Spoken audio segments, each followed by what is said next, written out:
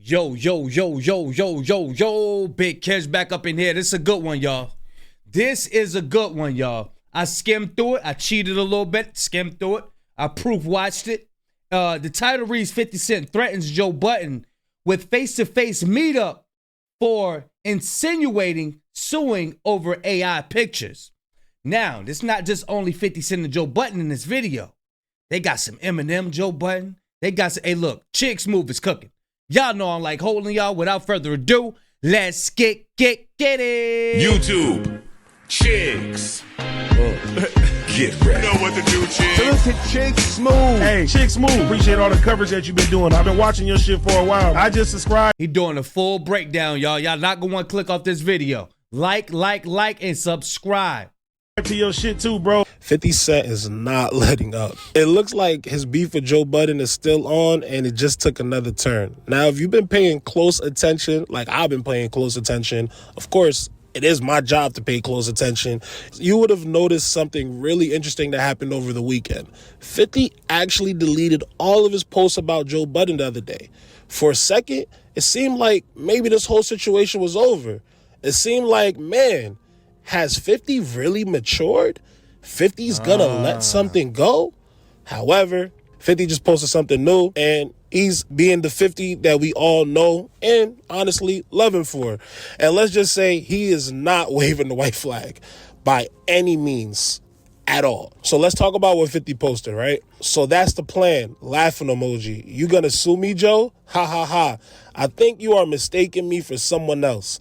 I'm going to get face-to-face with you so you can tell me about the therapy that I need.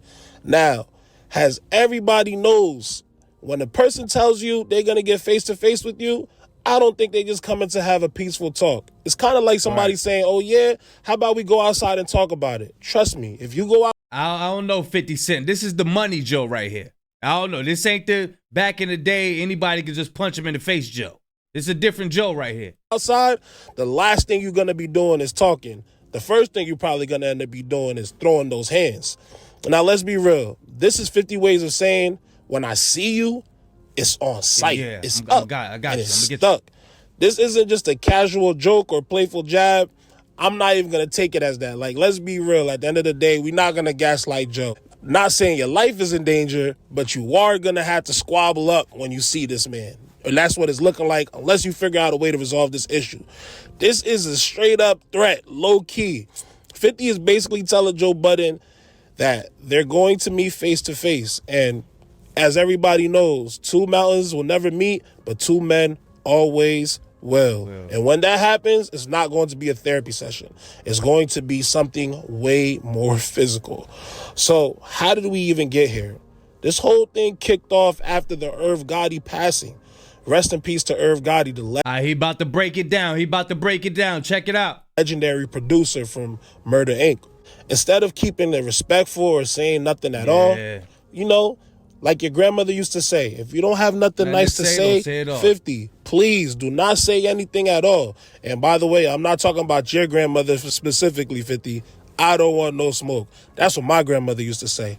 I don't know. That's just what I'm saying. 50 posted something else, basically saying, I wish you were here to see the rest of my success. Now, under normal circumstances, people will take that as a good thing.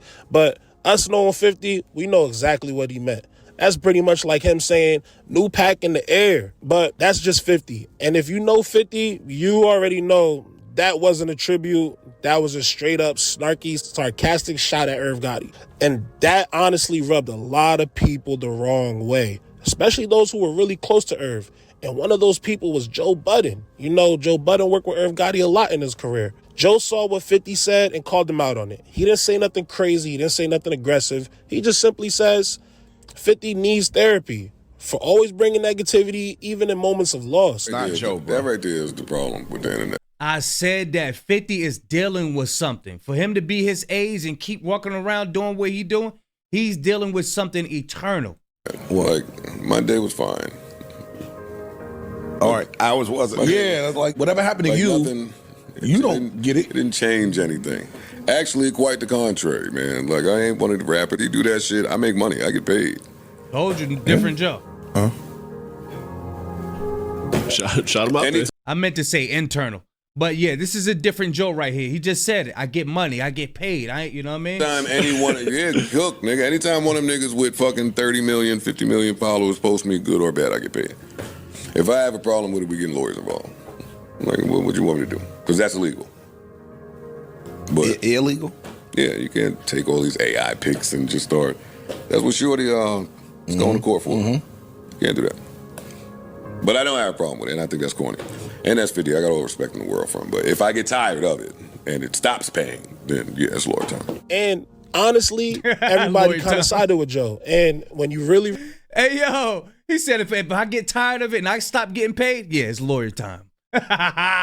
It's lawyer time. Really think about it, to us, it may have just seemed like a regular therapy suggestion, but knowing Joe is extremely smart at poking the bear. He knows exactly how to poke the bear.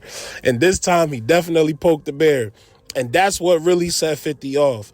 Now, before I go deeper into that, let's really cover a little bit of the beef between Irv Gotti and 50. A lot of people don't really understand how deep that beef is. Irv and 50 been beefing for decades.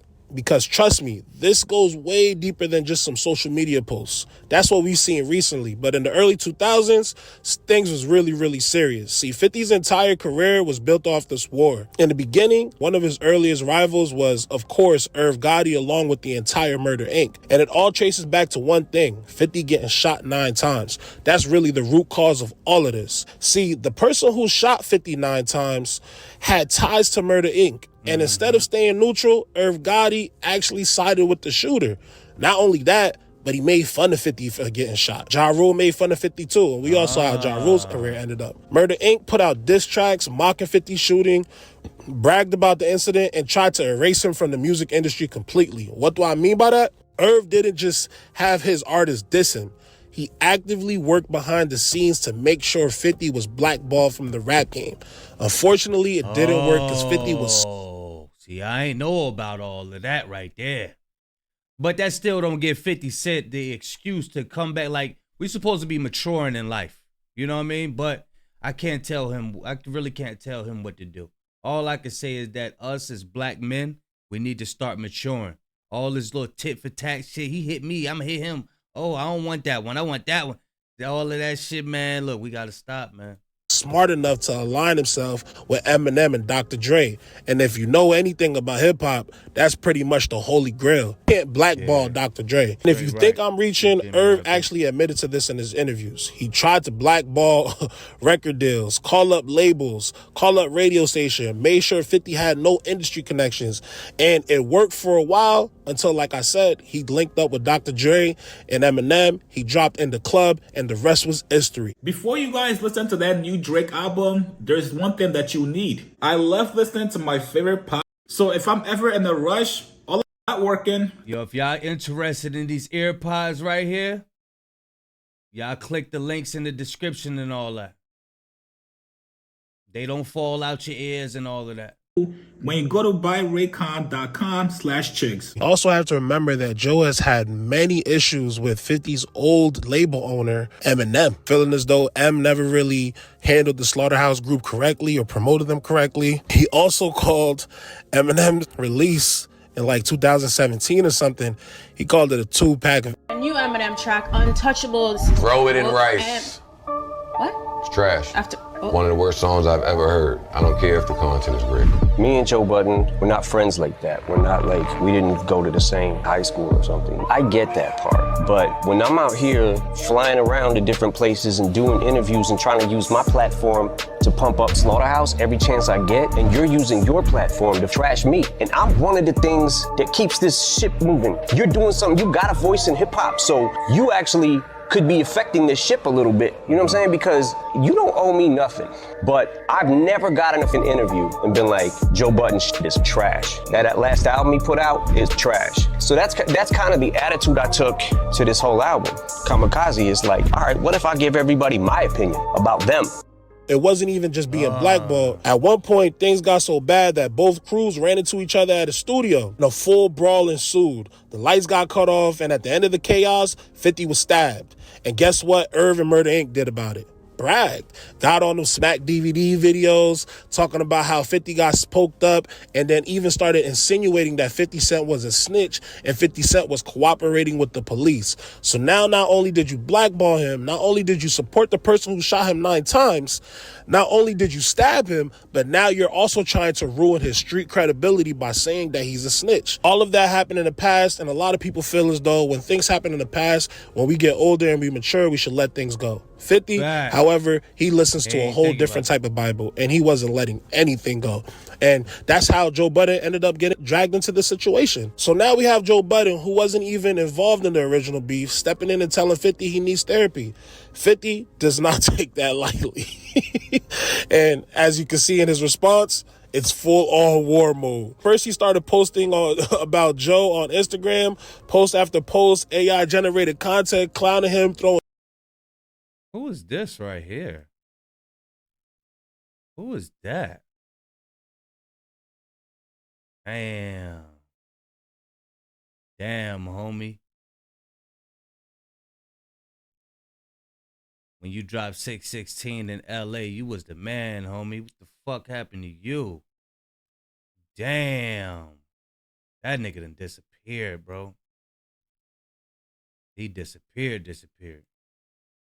He's still counting ninjas. Shade, making it clear that Joe should have stayed out of it. Then suddenly 50 deletes all the posts. And then that's why a lot of people thought maybe it was over. But now 50 is back, bigger than ever, wanting all the smoke. So the big question is, how does this all play out? And I feel like that's just been the ongoing question. And it seems like every single time we think we have it figured out in some type of way, 50 comes in and throws a crazy curveball. So how does this actually play out? Does this stay a war of words, or do we actually see this spill into some real life drama? Do these two mountains eventually cross paths and stuff actually ends up getting real? Because let's be real, this is 50 Cent we're talking about. He's not the type to just let things go. And it seems like this real comment really got under his skin. At the same time, Joe Budden is not a rapper anymore. He's a media guy. And on top of that, he's progressed. He's rich now. He don't got time for none of this stuff. He's matured. Joe Budden used to go through so much stuff, like with his relationships and street stuff and music stuff, bro. He is really matured. That bag will sit you down, man. I'm telling you. That money would sit you down, but it didn't sit 50 Cent down. But I guess somebody of more knowledge pulled 50 Cent to the side and said, hey, you could get sued for this AI stuff, man. I guess that's why he erased it. Energy since the beginning was like, man, this kind of nonsense is beneath me. Physical altercations are now beneath me. But at the same time, we know Joe. Joe is still kind of like a firecracker. And he never really turned down a fade from anybody. You know, if you really been following Joe Budden, one of the first times he went viral on the internet was because he got into a squabble with the Wu-Tang. So who knows where things go from here. But if 50 really pulls up on Joe, like he's implying in that post. Was that was Raekwon or Ransom? Somebody has went up to his door and socked his uncle in the face or something like that, or him. I forgot how they go. Then what happens? Does Joe stand his ground? Does security get involved? Does this get legal? If this gets legal, how does that look? What are the optics of that? That's going to be interesting to see. Or do you think there's an actual chance that they just talk it out and settle it without violence? I want to hear what y'all think. Drop your thoughts. That goes to show you, man. The East Coast, I ain't going to just say the East Coast, but there's a lot of people that hold so much hatred in their heart from the 90s, from the early 2000s. They still remember, and this is why you got a lot of people hating the West Coast. They don't like the West. They don't like the West Coast, and I'm fine with it. I push the line. They holding on to stuff from back when Pac was alive, bro. Telling you, man. This goes to show you that these are these breed of ninjas. These are these breed of ninjas. They still hold on to stuff. Look out, what did he say? I'm smoking on the pack. That's something these YNs be saying out here. Come on, bro. Yeah, 50 Cent gonna have to grow. I mean, the brother cannot, the brother cannot defend himself from the grave. Like, why, bro? Why? You got enough money. What's up? What do you want? That just lets you know how they hold it. They hold it. They hold it. They hold those grudges, bro. They hold those grudges for life. They hold grudges for life. That is petty, petty, petty, petty. Y'all let me know what y'all think, man. Big Kish signing out. I'm going, y'all.